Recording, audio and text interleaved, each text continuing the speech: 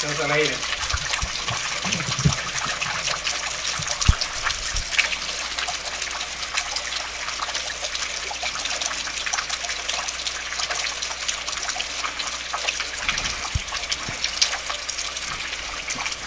Hola, ¿qué tal? Muy buenas tardes, pueblo de San Cristóbal de las Casas. Hoy jueves 1 de octubre del año 2020. Y en esta ocasión le doy la más cordial bienvenida a este programa de Diálogos y Resistencias en su edición número 46.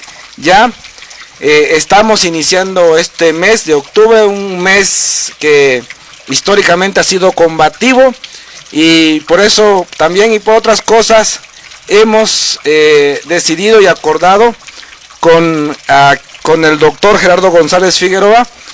Él es investigador, de hablar precisamente de estos movimientos sociales nacionales y de la política. Hablar de política, es decir, hablar de cómo se ve el actual gobierno federal, estatal y municipal.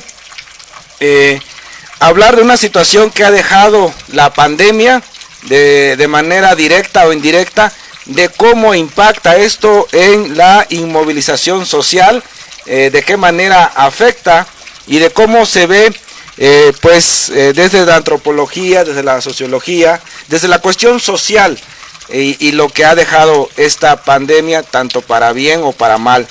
Y nosotros estamos aquí en San Cristóbal de las Casas. Me encuentro transmitiendo en vivo desde nuestra página de Facebook, Carlos Herrera, como cada jueves, y agradezco todo el apoyo de la ciudadanía que en este momento se está conectando con este programa, que lo hacemos posible gracias al apoyo de nuestro compañero, tanto de Carlos Sota como de Roberto Chanquín, en la parte de la producción para hacer esto posible.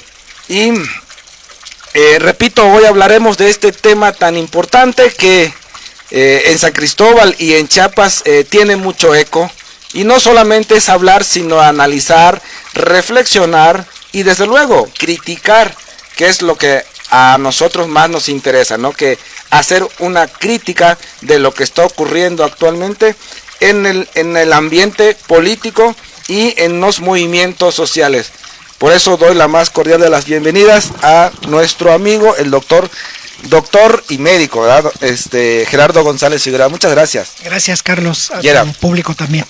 Pues estamos ahorita comenzando esta transmisión con un poquito de lluvia aquí en la zona norte de San Cristóbal de las Casas, que es esta zona de la ciudad, como varias otras del municipio de San Cristóbal, también cuna de movimientos, de muchos movimientos en nuestra ciudad. Pero en esta ocasión vamos a empezar a visualizar y cuál es tu opinión o cuál es tu análisis acerca de lo que se ha venido haciendo o de lo que no se ha hecho con este gobierno federal que ya cumple 2 años en nuestro país, con la llegada de Andrés Manuel López Obrador a la presidencia de México. Adelante. Muchas gracias, Carlos. Mira, para poderlo analizar hay que quitarnos el maniqueísmo si es bueno o es malo. Uh-huh.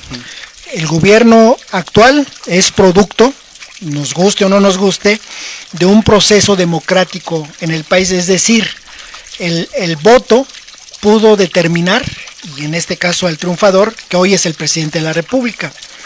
Fue, a grosso modo, un candidato que durante 2 periodos presidenciales se sintió, digamos, asediado a partir de diversos procesos en donde las elecciones se pudieron haber considerado como fraudulentas.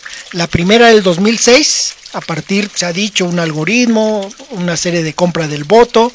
Lo que es real es que el arribo al poder de López Obrador es resultado de un sector de la sociedad dispuesto a romper la hegemonía de un partido político, la hegemonía de un régimen político que en el ámbito político y económico de corte neoliberal, que había hecho que este país desde prácticamente la década de los 90 hasta la actualidad sea un país desigual, con una presencia de pobres de manera, se habla de más del 50% y de ellos alrededor del 30% en pobreza extrema.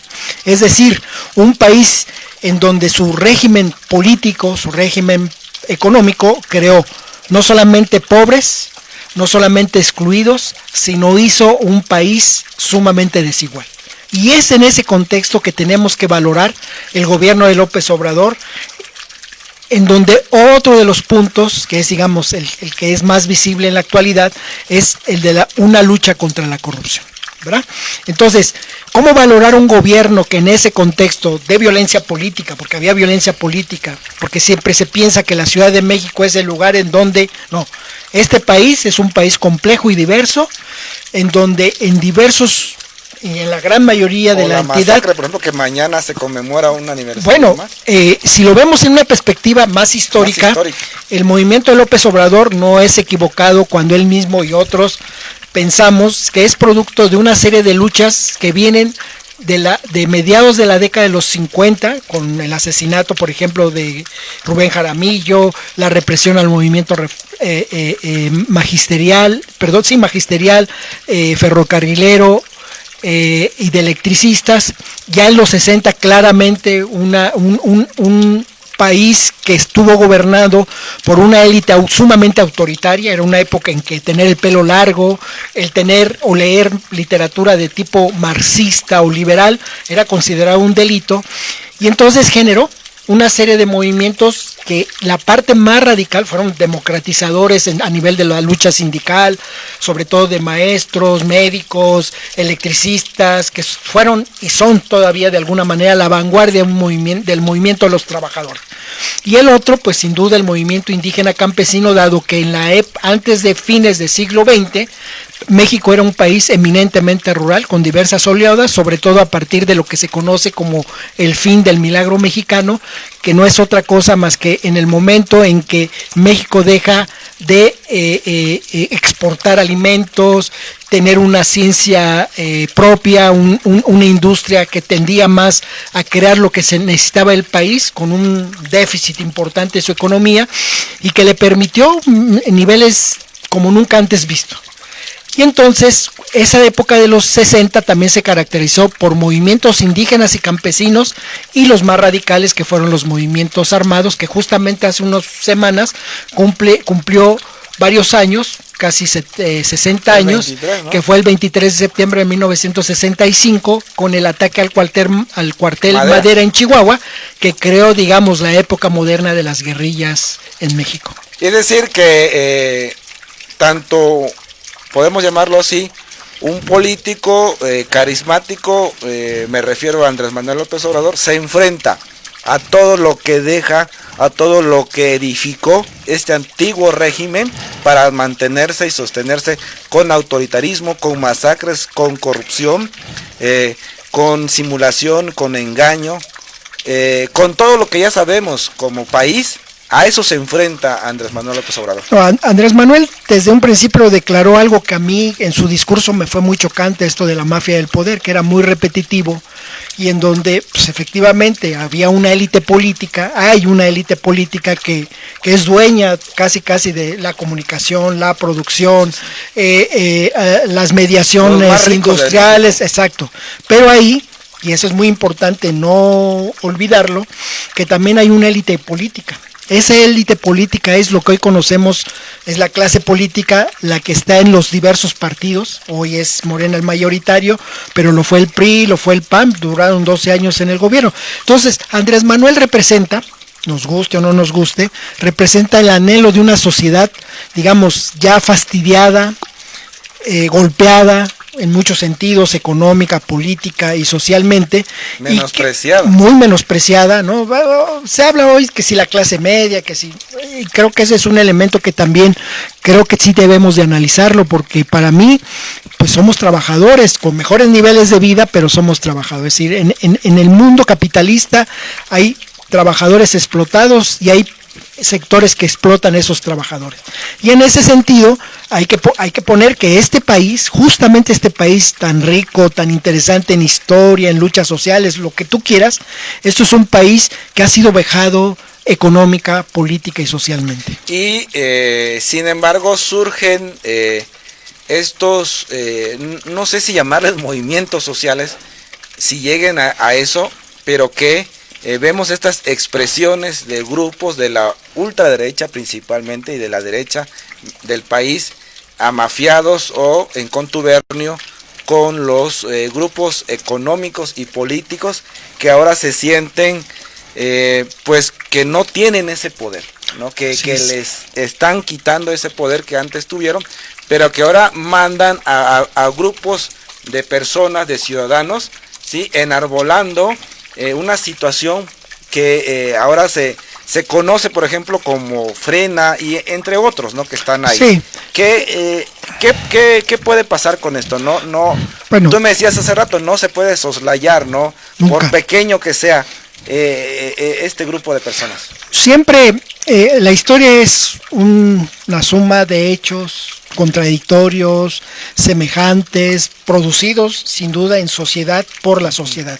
Y la sociedad la constituimos ancianos, ancianas, jóvenes, viejos, profesionistas, desempleados, ladrones. Esto es la sociedad.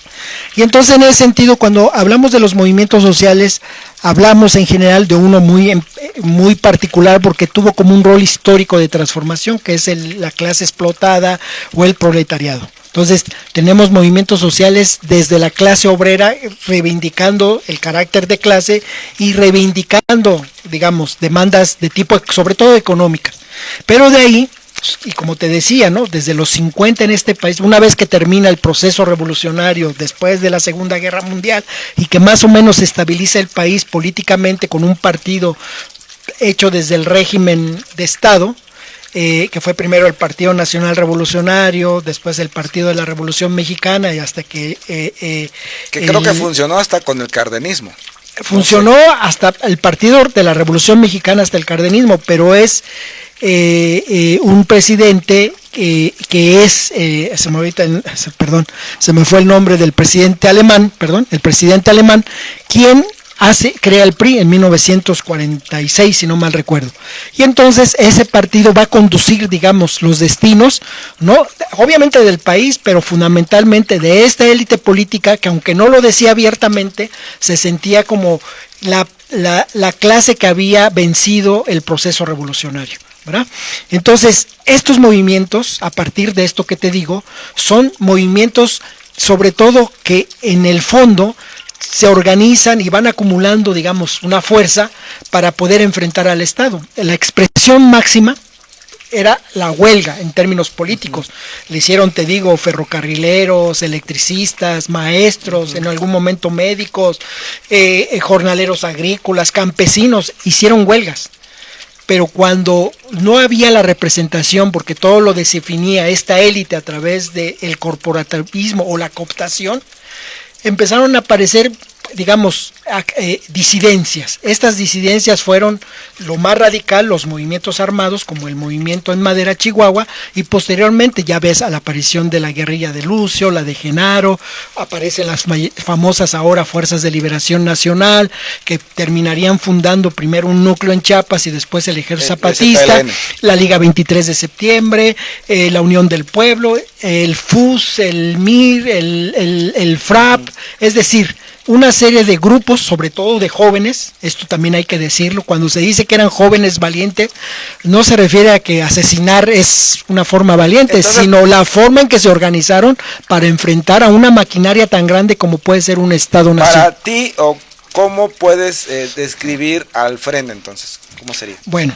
entonces, así como digamos, en el espectro político, estos movimientos se autodefinen dentro de la izquierda, es decir, contestataria, organizada de manera a partir de una ideología, por ejemplo, marxista o hay anarquistas, y de abajo, etc. Normalmente, ¿no? Normalmente son desposeídos, ajá, gente de clase, no necesariamente, puede haber profesionistas, incluso gente digamos, que es desprendimiento de las élites, uh-huh, porque adquieren una conciencia que le llamamos de clase, y entonces, así como también aparece una derecha que busca el beneficio de sus privilegios, es decir, mantener y seguir contando con los beneficios de, ¿no? Como se dice. Bueno, no había pasado Yo sé que ahorita definir a un gobierno como el de López Obrador, por todo lo que ha pasado, como un gobierno de izquierda, puede ser que me digan que estoy loco, o pueden decir que es la manera de caracterizarlo. Sí.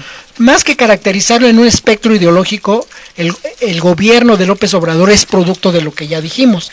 Y en ese producto hay una serie de personas, ¿no?, que pueden también ser del pueblo. ¿Por qué? Claro. Porque no... Y tienen derecho a manifestarse. Exactamente. Que ven, y esto hay que decirlo, esta ultraderecha normalmente lo que hace es encontrar algunos elementos a los cuales, elementos históricos o elementos de la coyuntura, que los usa a su manera, que es el caso, como si no pudiera existir la idea del comunismo. Hay quienes nacimos y crecimos bajo una ideología comunista, y tengo el derecho de expresar esa ideología comunista. Se ha transformado de una manera, entre comillas, democrática, abierta, lo que sea, pero así como hay el derecho de que haya liberales, católicos, que haya anarquistas y todo, pues ese es el espectro de la diversidad política que hoy en día es producto de esas luchas sociales. ¿Y Frena dónde lo vamos a colocar? Lo tenemos que colocar justamente, no solamente a la derecha, sino a la ultraderecha. ¿Por qué? ¿Por qué? Porque es muy sencillo. Un proceso democrático que legitima a un presidente tiene mecanismos democráticos para que ese presidente, obviamente, ya sea castigo a su partido, como pasó con el PAN o con el PRI, perdieron en las urnas. Sí. Lo mismo pasa con López Obrador. ¿Y qué están diciendo? ¿Qué es el argumento pueril que utiliza Frena? Acusar de que Morena, particularmente, aunque también en algún momento lo fue el PRI, el PT, que eran considerados partidos o uno socialdemócrata o de izquierda, son parte de una coalición de partidos de izquierda de Latinoamérica que se conoce como el Foro de Sao Paulo. Pero ahí el hombre, el dirigente, es otra plataforma, es una plataforma como fue la Internacional Comunista, son plataformas. No necesariamente tiene que ser. Y además, pues, por ejemplo, ponerle como categoría al gobierno de López Obrador como chavista, primero, como chavista, no solamente es un error. Es un despropósito. Y un despropósito, es una mentira. Sí. O sea, si alguien no puede estar cerca de Maduro y de Chávez en términos ideológicos y de gobierno, es el gobierno de Andrés Manuel. Sí, pueden decirle lo que es autoritario, es un hombre autoritario, que a lo mejor no está cumpliendo lo que prometió. Pueden decirle muchas cosas en el ámbito democrático. En el 2021 vamos a tener elecciones, ahí Frena. Doc, ahorita viene eso que decías del 2021, pero para empezar ya a tocar en sí los movimientos sociales, ¿no? Uh-huh. Hay ahorita y sigue habiendo igual una evolución, una transformación, que hay movimientos que sí se pueden denominar sociales, o no sé cómo lo llamarías tú, que están enarbolando la causa de las mujeres feministas, que están viendo por los desaparecidos de Ayotzinapa, que están en manifestándose por las cuestiones ambientales. Y creo que eso sí, el gobierno de Andrés Manuel López Obrador debería de darle debería tratarlo de manera diferente o distinta, considero. ¿Sí? Porque eso es otro concepto de lo que se está viendo. Uh-huh. Es decir, por ejemplo, las luchas de las mujeres, ¿no? Sí. Exactamente, mira, hay movimientos que ya por su historia, su trascendencia, siguen siendo hoy en día, para mí hay dos movimientos que son, digamos, la vanguardia. Uno es el movimiento indígena campesino, a pesar de todos los problemas que hoy podemos ver, siguen estando, ¿no?, resistiendo en la lucha por el territorio, contra los megaproyectos, incluso hoy con el Tren Maya, el interoceánico, el transísmico, todos estos proyectos que de una u otra manera, efectivamente, hay que decirlo, atentan contra el territorio. Pero uno de los movimientos, ya lo hemos platicado, sin duda es el de las mujeres. ¿Por qué? Porque no solamente han luchado contra el patriarcado en diversas formas, abriéndose espacios para entrar a congregaciones religiosas, para entrar a las universidades. Tenemos las científicas más importantes del siglo XIX, pues algunas hasta tuvieron que vestirse de hombre. De sus luchas, ¿no? Y una de sus luchas de mayor visibilidad, que hoy en día cobra una trascendencia enorme, es cuando logran en cada lugar, Estados Unidos, en Europa, en América Latina, que puedan votar.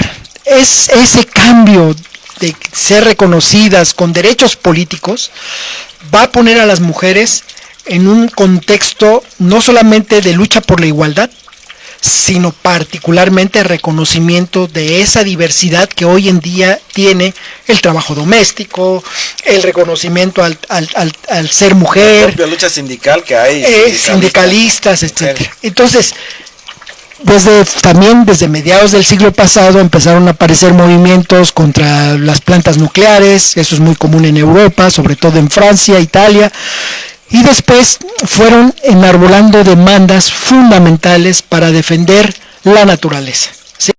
Y eso les llamamos o ecologistas o ambientalistas. Claro, hubo una distorsión porque los partidos europeos, en lugar de seguir, digamos, en el eurocomunismo, no me voy a detener mucho en eso, decidieron optar por la participación, digamos, en términos de representación política, y tuvieron una gran influencia, sobre todo el Partido Verde alemán. Ajá. Se quiso repetir el fenómeno en México, pero como todos sabemos, falló.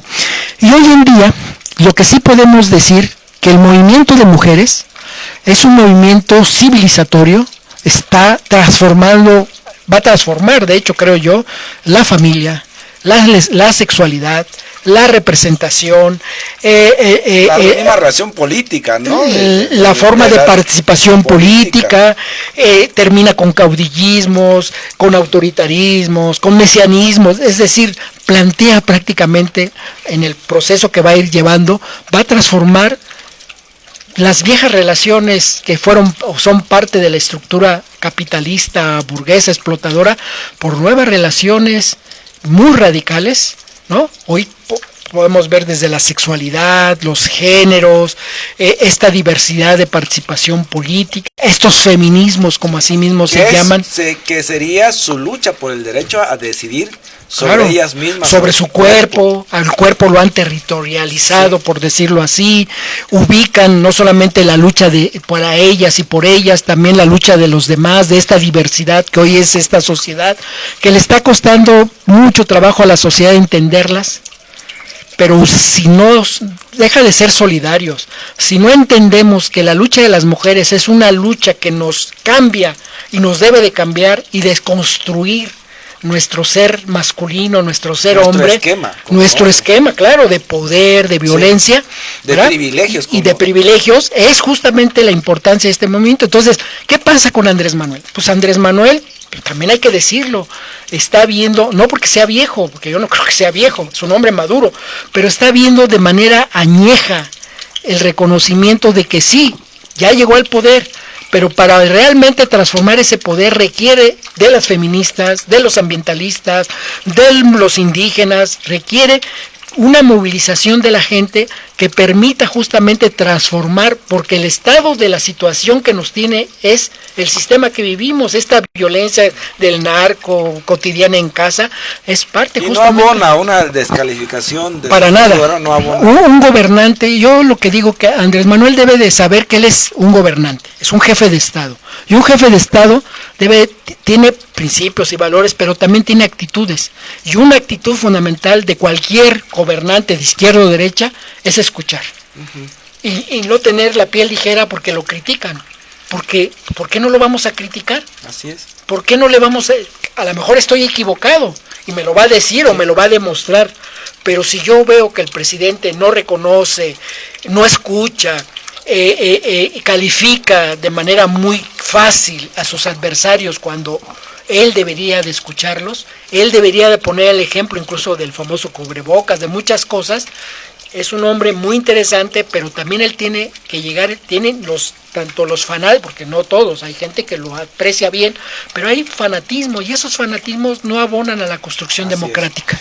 Aquí hay unos saludos de parte de nuestro amigo Martín López, que dice: felicidades a Gerardo por su pasado cumpleaños. Muchas felicidades. Sí, gracias. Miguel Ángel dice: Carlos, te mando un fuerte abrazo a la distancia. Y así hay más comentarios. Dice Martín, bien por el tema, dice, el movimiento feminista puede transformar de raíz, y eso es lo que se busca.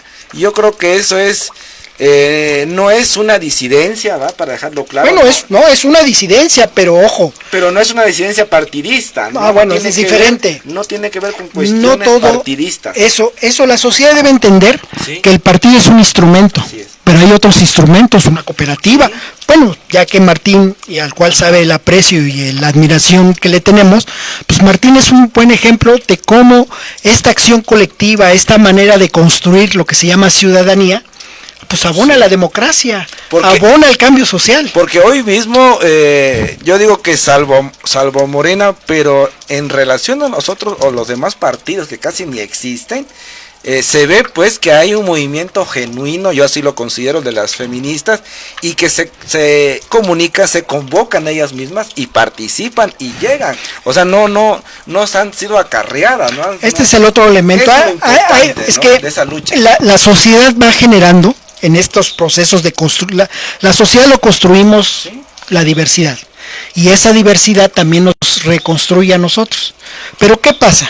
Las mujeres no están construyendo por la vía tradicional, no están construyendo por la vía del partido, no están construyendo ni siquiera por las cooperativas, están construyendo desde un movimiento radical de ruptura, porque lo que les está ejerciendo la violencia, claro, es hombres, también mujeres o ancianos o instituciones. Entonces hay una ruptura, no del orden legal en sí mismo, es una ruptura de las instituciones, como la iglesia, la misma familia, la escuela, las está reprimiendo, porque no les permite esa libertad que añoran, ¿verdad? Que es una libertad genuina. ¿Por qué es genuina? ¿Por qué?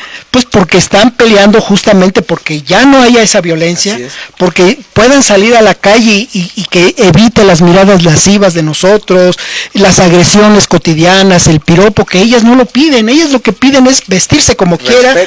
Digo, ¿por qué no puedes? Yo recuerdo que yo vivía en la noche, llegaba en la noche a casa, mi mamá toda preocupada, pero yo no tenía ningún problema de llegar en la noche. Yo con mis hijas me da terror que puedan salir en la noche, porque la inseguridad y todo. Entonces, ahí hay una acción del patriarcado que es no solamente de una violencia visual y verbal, es ya de fondo, es decir que nadie lo va a parar. Esa es una cuestión también que hay que analizar, porque parece imparable. Yo le decía a una compañera, le decía, pues parece que ni siquiera poniendo un policía en cada casa, parece que no va a haber la agresión del padre a la hija, que en la esquina los amigos, etcétera. Pero yo me refería más bien, doctor, a que es un movimiento que no lo va a parar ninguna institución. Nadie lo va a parar, es imparable. Por eso te hablo que es un movimiento social de tipo civilizatorio, porque nos está pegando en nuestra forma de ser padre, en nuestra forma de ser hermano, en la forma de ser esposo, en los compañeros de trabajo. Está transformando relaciones de producción, relaciones sociales, relaciones políticas. Es civilizatorio porque atenta contra la forma, esto que dice Andrés Manuel, que en la familia se cuida, pues si en la familia está el padre violador. Entonces, no hay que asustarnos, hay que mirarlo, hay que aprenderlo con H. Este movimiento, como el ecologista, como el de los derechos humanos, son movimientos transformadores. Y aquí lo recomendable, ¿no? Si hay hombres que si no son empáticos, si no les parece la forma de esta lucha, pero por lo menos que no la descalifiquen. Yo creo que no generen ese lenguaje machista, ese lenguaje violento. Ahora, ¿no? Uno puede decir, yo desearía que las manifestaciones no fueran con violencia, no, pues que no, a lo mejor no pintaran, pero si tú te dicen, ¿cómo vas a comparar lo material con la... Yo me pongo en sus zapatos. Si algo le pasara a mis hijas... Como decía una de las líderes que se puso de moda hace poco, bueno, no se puso de moda, estoy erróneo, que fue vista últimamente, Yesenia, decía, pues es que si hay que quemar, hay que quemar. Digo, las rabias son producto de la desatención, de la propia violencia, de tantas cosas que cotidianamente estamos viviendo. Y parte de esa rabia, pero en otro contexto y en otro lugar, sucede y ocurre en distintas movilizaciones sociales. Ahora mismo lo vemos con protestas que hacen profesores que han sido engañados, han sido timados, han sido vejados en sus derechos laborales, profesores que vienen luchando no de horitas, de hace 3, 4, hasta 5 años que no les pagan, que no les pagan sus sueldos. O sea, ese es el coraje que hay de puedo, la misma sociedad en sectores, por ejemplo, el magisterial, el campesino, en el medio rural, en muchos ámbitos que se sigue dando en Chiapas, y vamos hasta en problemas que generan ingobernabilidad, como los municipios de Aldama y Chenaló, que ayer apenas no hubo otra balacera, ¿no? Sí, hace rato más era. Fíjate que ese es un punto muy interesante. Yo digo, a ver, a mí me hacen un bloqueo, yo digo, pues yo no soy el de la bronca, pero yo debo entender que esa rabia de no salario, de no detener las invasiones de los humedales, pues es desesperación. Entonces mi problema ya no es contra quienes están ejerciendo, digamos, esa lucha política radical. Ajá. Pues el problema es de que nuestros gobernantes, a todos los niveles, municipal, estatal, federal, no están poniendo atención que el triunfo de López Obrador, ojo, también fue una llave abierta. Y eso es lo que creo que Obrador no está entendiendo de los movimientos sociales. Nadie paga, el voto no es un cheque en blanco. El voto es simplemente un ejercicio. Como dijo un funcionario que acaba de renunciar, así es. La lealtad no era ciega, no debe ser ciega. Oh, yo puedo entender que hay una lealtad al proyecto, pero ser ciego, o sea, no vas a señalar errores, vas a aceptar que si roban y sería todo lo mismo, peor, ¿no? Ese es el problema. Ese es el ejercicio que hacen estos movimientos. Lo que hay que reconocerle a estos movimientos de cualquier tipo es que en el fondo ejercen o hacen, ve Martín, ¿no? Enseña López con el ejemplo. Sí. Entonces tú ves lo que está haciendo la Maya, o ves lo que hace Custitali u otras partes, el Cocosur y estos actores colectivos, lo que están haciendo en el ejercicio de su derecho político del hacer es enseñar. Y ahí es donde debemos de poner atención. Sí, es cierto, puede ser chocante que una feminista se enfrente contra una policía, pero hay que recordar que las policías pues son el instrumento del ejercicio de la violencia legítima que hace el Estado. Y lo que significaba o lo que se venía pues gestando de las policías, de las corporaciones, de corrupción, de represión, eso es histórico también, eso lo tenemos en la memoria. Un gobierno democrático, ¿no? Pues tiene que no solamente, no alentar, porque no es cosa del gobierno, pero debe facilitar que la protesta no reciba provocaciones, que se exprese como tal, y tal vez en un ejercicio democrático decirles, estas partes son patrimonio de todos. Y por ejemplo, nos tocó ver de cerca porque a partir o desde el periodismo también damos acompañamiento social, por ejemplo con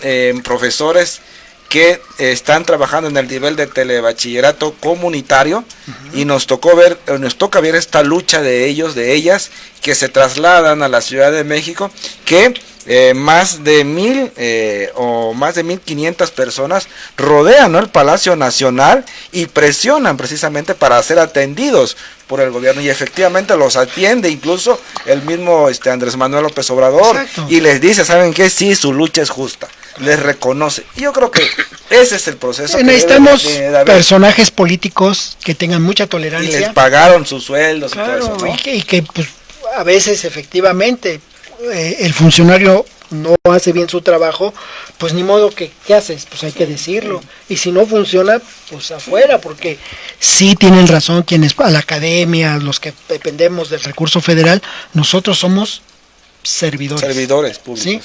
¿Sí? Y aunque tengas el mayor grado posible o la experiencia más grande, nada justifica el hecho de que no trates con nobleza, con gentileza a las personas, y que estás justamente para ayudar a resolver en sociedad estos problemas que tenemos. Oiga, doctor, y hablando de San Cristóbal de las Casas, o hablando del gobierno municipal y estatal, que se ve también reflejada una situación quizás un tanto de desencanto en el municipio, o quizás ya con grados de decepción, no lo sé, ¿cómo lo ves?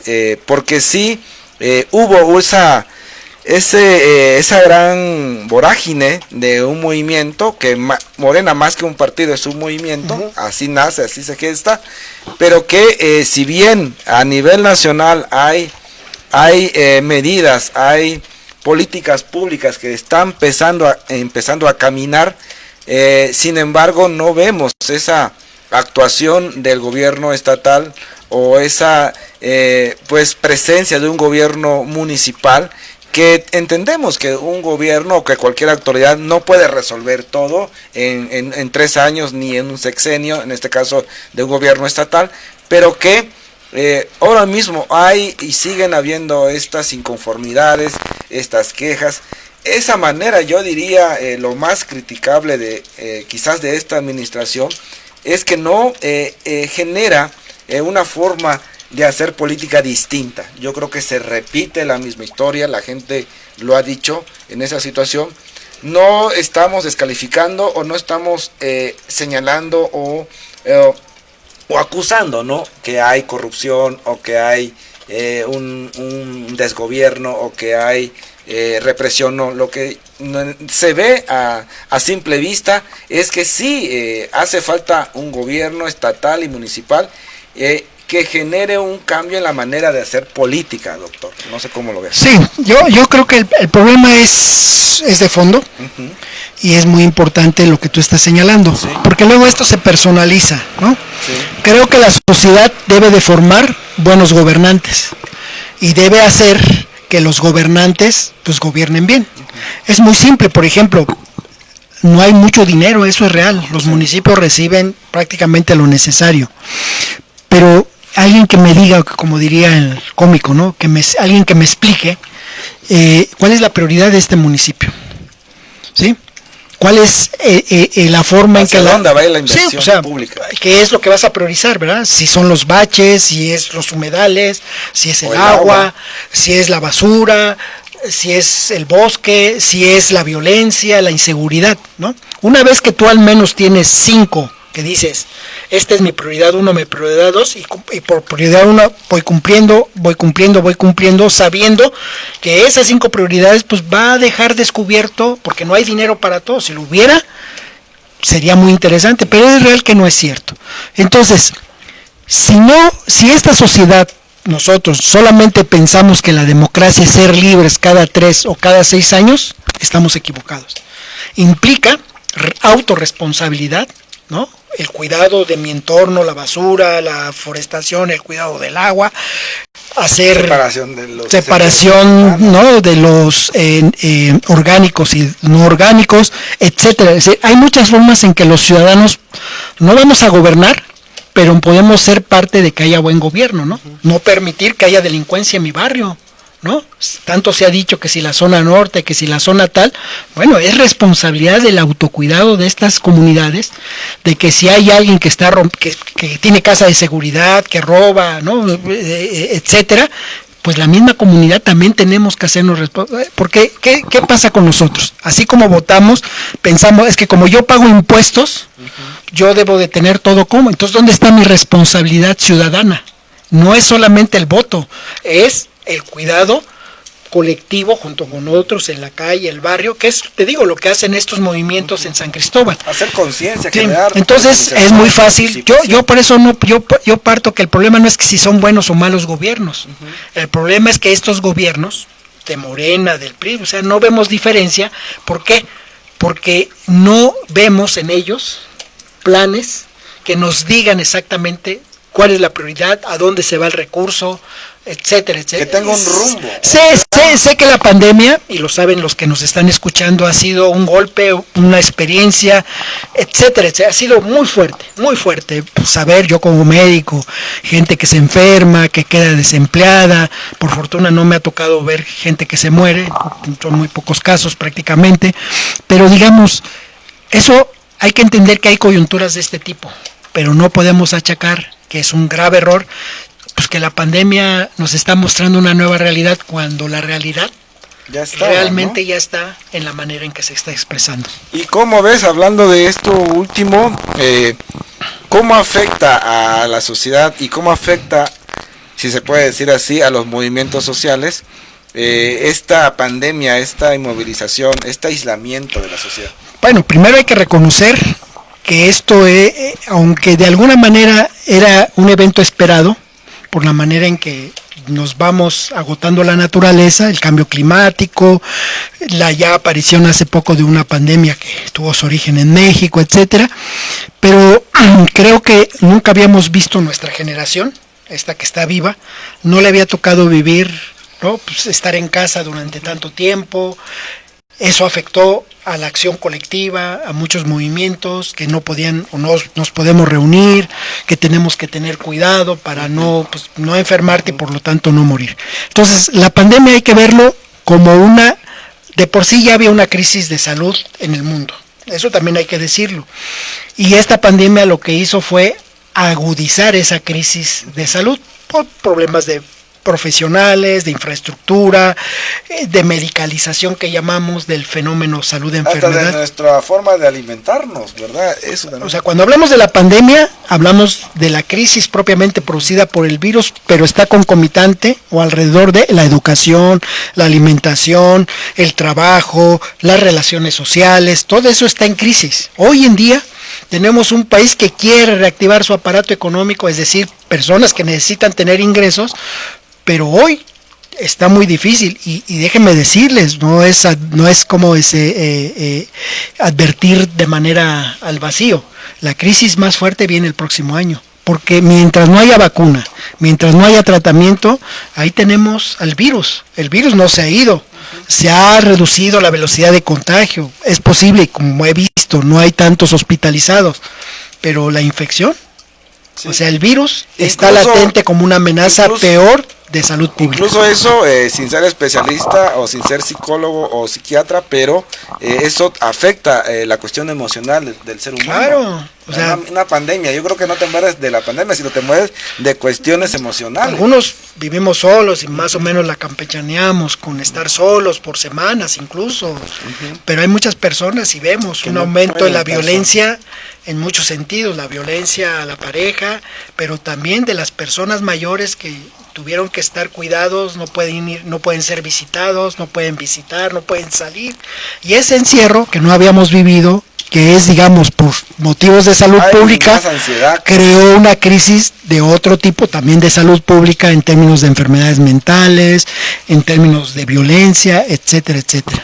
Pues, doctor, finalmente, ya para ir cerrando este programa de Diálogos y Resistencias, número 46, ¿cómo podemos nosotros, si pudieras tú hacer una recomendación o sugerencia de lo que tú sabes, de lo que tú conoces desde tu experiencia, a qué nos vamos a enfrentar, qué es lo que sigue, qué es lo que viene con todo esto que ya estuvimos platicando hoy? Bueno, en el escenario de la salud pública hay la posibilidad de un rebrote. Mientras, insisto, no haya vacuna ni tratamiento, y quienes esperan para diciembre, la cubana, la chilena, la rusa, la china, creo que están cometiendo un error. Si bien nos va la vacuna, sí, refiero a la vacuna. La vacuna, ojalá para principios de la primavera y optimista. Pero el problema no está ahí. El problema es que esta crisis pandémica está dejando una serie de crisis en muchos sentidos, familiares, comunitarios, económicos, que esa es la parte más fuerte. Entonces, el escenario, digamos, político, desgraciadamente para mi gusto, va a alimentar mucha radicalidad, no solamente de la ultraderecha, diría yo que de la misma izquierda, de diversos movimientos sociales, porque es obvio. Este país tiene un rezago de justicia histórico, de memoria histórica, y mientras no sepamos, tengamos la capacidad de cerrar heridas como el 68, lo de Ayotzinapa, lo de Acteal, es decir, todo lo que ha sucedido a la sociedad indígena, a los maestros, a los jóvenes, mientras no tengamos esa capacidad, esta crisis va a abrir agujeros. No soy pesimista, porque detrás de eso, de estos hoyos, está la gente que piensa, la gente que habla en plural, la gente que en el imaginario sueña y dice, es por aquí la salida, porque ahora he aprendido en los últimos años a hablar en plural. no es la salida, son las salidas, no es la participación ni la organización, son las organizaciones, las participaciones, el aprender cotidianamente de los viejos, hoy los jóvenes son un magma de enseñanza, un magma, sí, de verdad. ¿Ves? Estos movimientos de mujeres aprenden, son jóvenes, todo, claro, rápido. Porque los criticamos muy fácilmente, pero ya rompieron con los viejos liderazgos, ya no es un problema de... Es un problema también de generaciones. De generación, claro, todos hemos tenido un momento generacional cuando yo era chico, luego cuando entré a la madurez, ahora ya voy para la vejez, todos tenemos un momento así. Pero hoy en día estas nuevas generaciones no tienen la ideología que a nosotros nos unió durante mucho tiempo, como fue el marxismo-leninismo. A muchos nos unió, nos formó. Yo creo que hablando de eso en específico, de una ideología, quizás me atrevería a decir, no sé si estaría yo mal, creo, pero también es algo que en ese aspecto, en ese fundamento, el tener una ideología como tal, creo que también se va diluyendo. Sí, en porque son la diversidad. Y que más bien le dan importancia al colectivo, a la lucha, ¿no? A un liderazgo más horizontal, sí. A una forma de ver el mundo más tipo arcoíris. Sí. Cuando dice Boaventura me encanta, ¿no? El arcoíris de saberes, pues es eso. Para haber saberes quiere decir que hay prácticas, y esas prácticas diversas, hoy lo que estamos viendo es un mundo complejo, sí. Enfrentado entre sí, pero que clama de una nueva generación que quiere ver el mundo de otra manera, como el que nosotros, no quiere decir que sea mejor, lo que quiere decir es que hoy... Y a eso se va a enfrentar, claro, las generaciones, o la juventud, o los movimientos, porque... Nos tocó entrevistar la semana pasada, ¿fue verdad, Sota? La semana pasada a una joven, y en el ámbito político, ¿sabes qué nos dijo? Dice, a ver, ¿quiénes son los políticos? No ni los conocemos, no sabemos ni qué son ni qué hacen, no porque no se comuniquen o no se informen, simplemente ya es un absurdo que pensar en un político, pensar claro, en alguien. Porque la crisis está en lo político. Sí. Pero se hace otra política. No es lo mismo, se parece, pero no es lo mismo.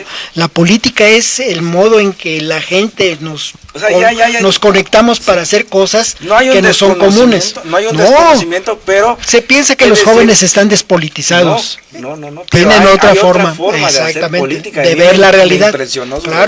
Claro, porque están buscando. Te digo, a nosotros, mi generación, digamos... de los años 60, 70, nos unió una ideología marxista que intentábamos ver en la construcción de un sujeto histórico que era el proletariado como vanguardia de transformación. No quiere decir, lo hizo a su manera, pero hoy es el proletariado, es el feminismo, es el ecologismo, es los jóvenes recreando nuevas culturas, en contra de esta violencia estructural, esta violencia cotidiana.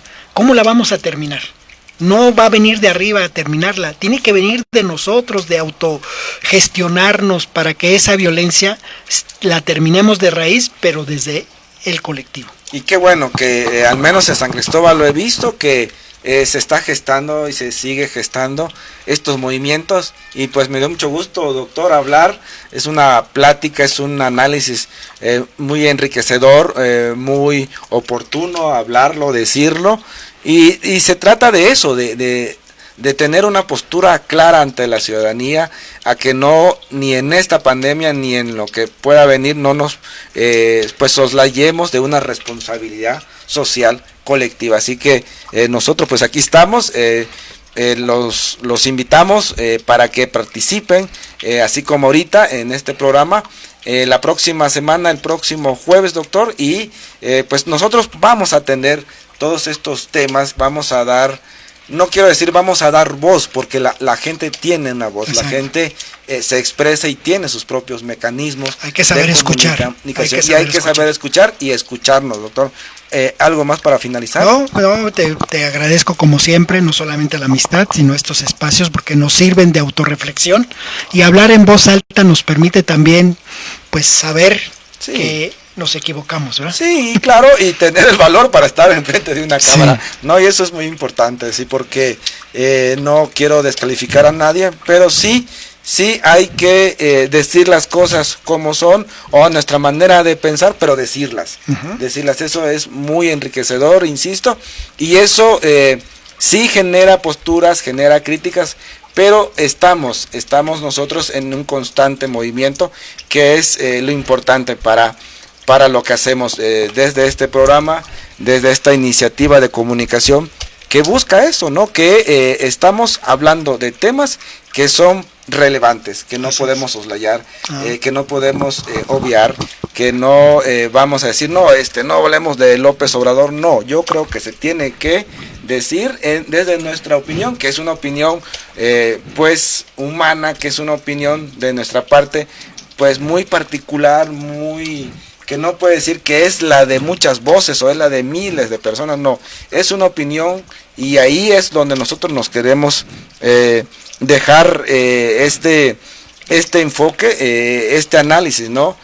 Tampoco tenemos una verdad absoluta, ni la buscamos, ni la pretendemos pues lograr. Simplemente es venir a hacer un análisis y una reflexión de lo que ahora mucha gente está viviendo, doctor, ¿no? De acuerdo. Sí, o sea, mucha gente se puede poner en nuestro lugar, creo, ¿no? Claro. No podemos llamar ni cosas buenas o cosas malas a todo, ¿no? Yo creo que hay una reflexión, y esta es la de nosotros, esta es la mía, esta es mi palabra, como tú ya la diste, ¿no? Muchas Eso gracias. es lo importante. Gracias. Pues aquí estaremos, nuevamente nos vemos el próximo jueves, y hay un tema por ahí pendiente que vamos a analizar, doctor, ¿verdad? Que ya estamos pensando en eso, pero que será para los próximos programas que tendremos desde este espacio que hemos llamado Diálogos y Resistencias. Nos vemos en el próximo jueves, y pues agradecemos de antemano a toda la gente que hace, que lo ve, porque al verlo, al criticarlo, al comentarlo, hace posible este programa.